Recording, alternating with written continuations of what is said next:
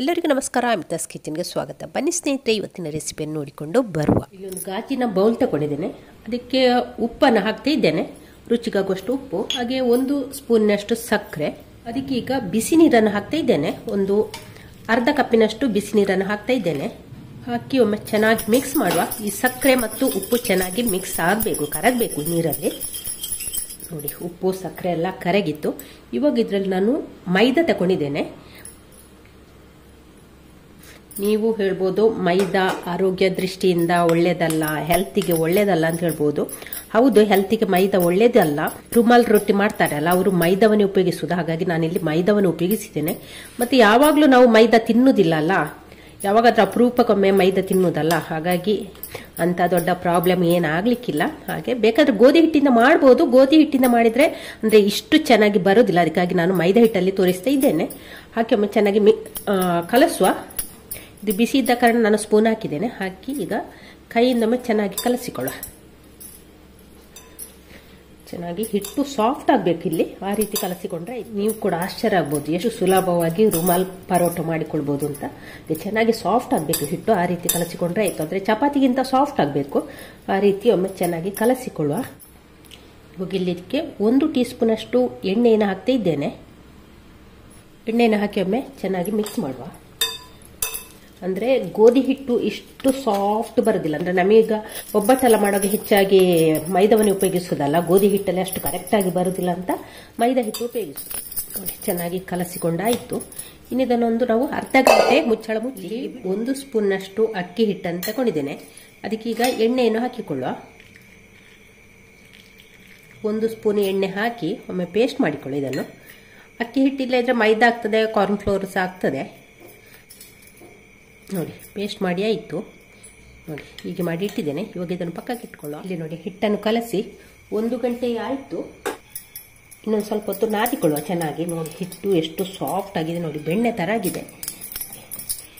ಇವಾಗ ಇದನ್ನು ನಾವು ಲಟ್ಟಿಸ್ಕೊಳ್ಬೇಕು. ಉಂಡೆ ತಗೊಂಡಂತ ಒಮ್ಮೆ ಕೈಯಲ್ಲಿ ಚೆನ್ನಾಗಿ ನಾದಿಕೊಳ್ಳುವ. ನಾದಿ ಕಟ್ಟೆಯನ್ನು ಚೆನ್ನಾಗಿ ಕ್ಲೀನ್ ಮಾಡಿದ್ದೇನೆ. ಅದಕ್ಕೆ ಈಗ ಎಣ್ಣೆಯನ್ನು ಹಾಕಿಕೊಳ್ಳುವ.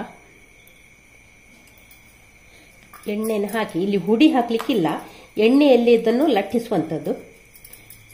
ಹಾಗೆ ಲಟ್ಟಣಿಗೆ ಕೂಡ ಎಣ್ಣೆ ಹಾಕಿಕೊಂಡು ಇದನ್ನೊಮ್ಮೆ ತೆಳ್ಳಗೆ ಲಟ್ಟಿಸಿದ್ರೆ ಆಯಿತು. ಎಷ್ಟು ತೆಳ್ಳಗಾಗ್ತದೆ ಅಷ್ಟು ತೆಳ್ಳಗೆ ಲಟ್ಟಿಸ್ಕೊಂಡ್ರೆ ಆಯಿತು.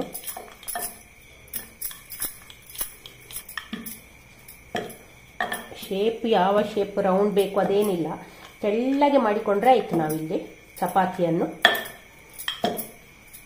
ಹಿಟ್ಟನ್ನಿಲ್ಲಿ ತೆಳ್ಳಗೆ ಮಾಡಿಕೊಂಡ್ರೆ ಆಯಿತು. ಮತ್ತೆ ಹುಡಿ ಕೂಡ ಹಾಕ್ಲಿಕ್ಕಿಲ್ಲ, ಎಣ್ಣೆ ಹಾಕಿ ಲಟ್ಟಿಸುವಂಥದ್ದು. ನೋಡಿ, ತೆಳ್ಳಗೆ ಈ ರೀತಿ ಲಟ್ಟಿಸಿದ್ದೇನೆ. ಎಷ್ಟು ತೆಳ್ಳಗಾಗ್ತದೆ ಅಷ್ಟು ತೆಳ್ಳಗೆ ಲಟ್ಟಿಸಿ ಅದಕ್ಕೆ ಈಗ ನಾವು ಮಾಡಿಟ್ಟಂಥ ಪೇಸ್ಟ್ ಚೆನ್ನಾಗಿ ಸವರಬೇಕು. ಹಾಕಿ ಕೈಯಿಂದಲೇ ಪೂರ್ತಿ ಸವರಿಕೊಂಡ್ರೆ ಆಯಿತು. ಪೂರ್ತಿ ಎಲ್ಲ ಭಾಗಕ್ಕೆ ಕೂಡ ಇದು ಸವರಬೇಕು, ತಾಗಬೇಕು. ಆ ರೀತಿ ಸವರಿಕೊಳ್ಳುವ. ಎಣ್ಣೆ ಕೂಡ ಹಾಕಿ ಮಾಡ್ಬೋದು. ಈ ರೀತಿ ಮಾಡಿದ್ರೆ ಉಂಟಲ್ಲ, ಲೇಯರ್ ಲೇಯರ್ ಆಗಿ ಚೆನ್ನಾಗಿ ಬರ್ತದೆ. ನೋಡಿ, ಎರಡು ಸವರಿ ಆಯಿತು. ಇವಾಗ ಇದನ್ನು ನಾವು ಫೋಲ್ಡ್ ಮಾಡಬೇಕು. ಹೀಗೆ ಮಾಡಿದ್ರೆ ಆಯಿತು.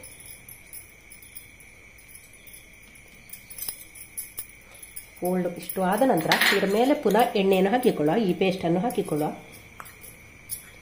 ಪೇಸ್ಟ್ ಇಲ್ಲದೆ ಎಣ್ಣೆ ಕೂಡ ಹಾಕ್ಬೋದು.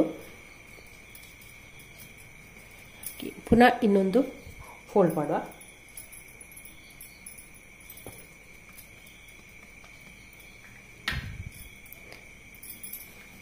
ಇದರ ಮೇಲೆ ಒಂದು ಸ್ವಲ್ಪ ಎಣ್ಣೆ ಹಾಕ್ತಾ ಇದ್ದೇನೆ. ಪುನಃ ಫೋಲ್ಡ್ ಮಾಡುವ. ಎಷ್ಟು ಫೋಲ್ಡ್ ಮಾಡ್ಲಿಕ್ಕಾಗ್ತದೆ ಅಷ್ಟು ಆ ರೀತಿಯಲ್ಲಿ ಫೋಲ್ಡ್ ಮಾಡಿಕೊಂಡ್ರೆ ಆಯಿತು. ಪುನಃ ಇದನ್ನು ಹೀಗೆ ಫೋಲ್ಡ್ ಮಾಡುವ. ನೋಡಿ, ಈ ರೀತಿ ಮಾಡಿದ್ದೇನೆ. ಇದನ್ನು ಇನ್ನು ಪುನಃ ಲಟ್ಟಿಸಬೇಕು. ನಾವು ಹುಡಿ ಹಾಕೋದು ಬೇಡ, ಅಂತೆ ಲಟ್ಟಿಸಿದ್ರೆ ಆಯಿತು. ಇಲ್ಲಿ ಒಂದು ಮಾಡಿಟ್ಟಿದ್ದೇನೆ. ಎಲ್ಲವನ್ನು ಕೂಡ ಅದೇ ರೀತಿ ಮಾಡಿದರೆ ಆಯಿತು. ನೋಡಿ, ಹೀಗೆ ತೆಳ್ಳಗೆ ಮಾಡಿ ಪೂರ್ತಿ ಸವರಬೇಕು.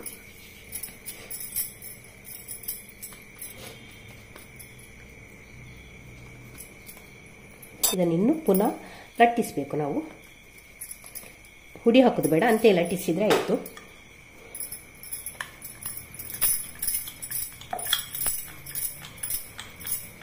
ಹಗೂರವಾಗಿ ಲಟ್ಟಿಸಿದ್ರೆ ಆಯಿತು, ತುಂಬ ಶಕ್ತಿ ಹಾಕಿ ಲಟ್ಟಿಸಬಾರ್ದು.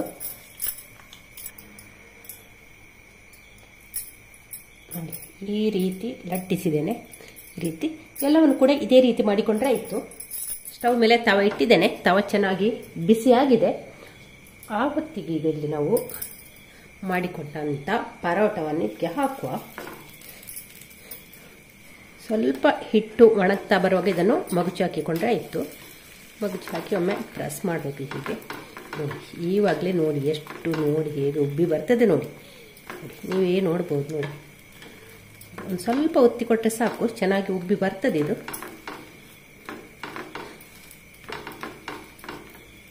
ಸುಲಭವಾಗಿ ಮನೆಯಲ್ಲಿ ಪರೋಟವನ್ನು ಮಾಡ್ಬೋದು ನೋಡಿ. ರುಮಾಲ್ ರೊಟ್ಟಿಯನ್ನು ಮನೆಯಲ್ಲಿ ಎಷ್ಟು ಚೆನ್ನಾಗಿ ಮಾಡ್ಬೋದಲ್ಲ. ಈಗ ನೋಡಿ ಇಲ್ಲಿ ನೋಡಿ ಎಷ್ಟು ನೋಡಿ ಹೇಗೆ ಉಬ್ಬಿ ಬರ್ತದೆ ನೋಡಿ. ಇಲ್ಲಿ ನೋಡಿ ನೋಡಿ ಪೂರ್ತಿ ಇಟ್ಕೊಳ್ಳಿ, ಹೇಗೆ ನೋಡಿ ಪೂರಿ ಥರ ಆಗಿದೆ ನೋಡಿ. ಎಷ್ಟು ಚೆನ್ನಾಗಿ ಬಂತು ನೋಡಿ. ಇಟ್ಕೊಳ್ಳಿ ನೋಡಿ ನೋಡಿ ಪೂರ್ತಿ ಪೂರಿ ಥರ ಆಗಿದೆ, ಗುಳ್ಳೆ ಬಂದಿದೆ. ಡ್ರೈ ಬೇಕು ಅಂತಿದ್ರೆ ಡ್ರೈಯೇ ಇಟ್ಕೊಳ್ಬೋದು.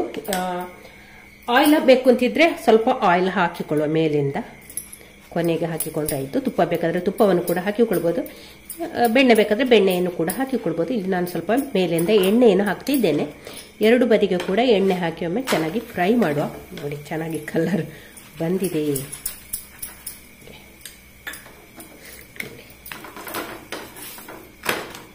ನೋಡಿ ಎಷ್ಟು ಚೆನ್ನಾಗಿ ಬಂದಿದೆ. ಇನ್ನೊಂದು ಹಾಕಿದ್ದೇನೆ. ಸ್ವಲ್ಪ ಮೇಲೆ ಒಂದು ಸ್ವಲ್ಪ ಡ್ರೈ ಆಗುವಾಗ ನಾವು ಇದನ್ನು ಮಗುಚಿ ಹಾಕಿಕೊಂಡ್ರೆ ಆಯಿತು. ಇದನ್ನು ಮಗುಚಿ ಹಾಕುವ. ನೋಡಿ ಪೂರ್ತಿ ಹೇಗೆ ಉಬ್ಬಿ ಉಬ್ಬಿ ಬರ್ತಾ ಉಂಟು. ಎಣ್ಣೆ ಹಾಕಿಕೊಳ್ಳುವ ಮೇಲಿಂದ. ಎರಡು ಬದಿ ಕೂಡ ಚೆನ್ನಾಗಿ ಫ್ರೈ ಮಾಡಿದರೆ ಆಯಿತು. ನೋಡಿ ಕಲರ್ ಕೂಡ ಎಷ್ಟು ಚೆನ್ನಾಗಿದೆ. ನಮ್ಮ ರುಮಾಲ್ ಪರೋಟ ಎಲ್ಲ ರೆಡಿ ಆಗಿದೆ. ನೋಡಿ ಎಷ್ಟು ಚೆನ್ನಾಗಿ ಬಂದಿದೆ ನೋಡಿ, ಲೇಯರ್ ಲೇಯರ್ ಆಗಿ ನೋಡಿ, ತುಂಬಾ ಚೆನ್ನಾಗಿ ಬಂದಿದೆ. ನೀವು ಕೂಡ ಒಂದ್ಸಲಿ ಟ್ರೈ ಮಾಡಿ ನೋಡಿ. ಎಷ್ಟು ಸಾಫ್ಟ್ ಆಗಿ ನೋಡಿ, ಪದರ ಪದರ ಆಗಿ ಬಂದಿದೆ. ಎಲ್ಲವೂ ಕೂಡ ಚೆನ್ನಾಗಿ ಬಂದಿದೆ ನೋಡಿ. ನೀವು ಕೂಡ ಇದಕ್ಕೆ ಯಾವುದೇ ವೆಜ್ ಕೂರ್ಮೆಲ್ಲ ತುಂಬ ಒಳ್ಳೆಯದಾಗ್ತದೆ, ಹಾಗೆ ನಾನ್ ವೆಜ್ ಕೂಡ ತುಂಬ ಒಳ್ಳೆಯದಾಗ್ತದೆ. ಹಾಗೆ ವೆಜ್ ಕೂರ್ಮದ ಒಟ್ಟಿಗೆ ಕೂಡ ತಿನ್ಬೋದು. ನೋಡಿ ಸಾಫ್ಟ್ ಆಗಿ ಚೆನ್ನಾಗಿ ಬಂದಿದೆ. ಎಲ್ಲ ಕೂಡ ನೋಡಿ ಲೇಯರ್ ಲೇಯರ್ ಆಗಿ ನೋಡಿ ಎಷ್ಟು ಲೇಯರ್ ಆಗಿ ಬಂದಿದೆ ನೋಡಿ. ಇಲ್ಲಿ ನೋಡಿ ಹಾಗೆ ನೀವು ಕೂಡ ಒಂದ್ಸಲಿ ಮಾಡಿ. ಹಾಗೆ ಮೈದಾ ಹೆಲ್ತಿಗೆ ಹಾಳು ಅಂದರೆ ಕೂಡ ಒಂದ್ಸಲಿ ಟ್ರೈ ಮಾಡಿ ನೋಡಿ ಯಾವ ರೀತಿ ಬಂದಿದೆ ನೋಡಿ. ಇದನ್ನು ಹೇಗೆ ನೋಡಿ ಎಷ್ಟು ಲೇಯರ್ ಲೇಯರ್ ಆಗಿ ಬಂದಿದೆ ನೋಡಿ. ನೀವು ಕೂಡ ಒಂದ್ಸಲಿ ಟ್ರೈ ಮಾಡಬೇಕು. ಹಾಗೆ ತುಂಬ ಸಾಫ್ಟಾಗಿ ಕೂಡ ಬಂದಿದೆ. ಏನು ನಾರು ಅದು ಇದು ಅಂತ ಏನಿಲ್ಲ, ಎಷ್ಟು ಲೇಯರ್ ಬೇಕಾದರೂ ತೆಗಿಲಿಕ್ಕಾಗ್ತದೆ ನೋಡಿ.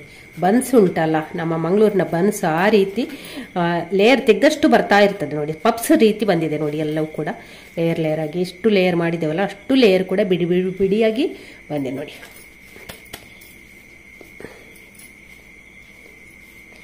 ಸ್ನೇಹಿತರೆ ಈ ವಿಡಿಯೋ ಇಷ್ಟ ಲೈಕ್ ಶೇರ್ ಕಮೆಂಟ್ ಮಾಡಿ. ಚಾನಲ್ಗೆ ಯಾರಾದರೂ ಹೊಸಬ್ರಿದ್ದ ಪ್ಲೀಸ್ ಸಬ್ಸ್ಕ್ರೈಬ್ ಮಾಡಿಕೊಂಡು ಚಾನಲನ್ನು ನೋಡಿ. ಥ್ಯಾಂಕ್ ಯು ಸ್ನೇಹಿತರೆ.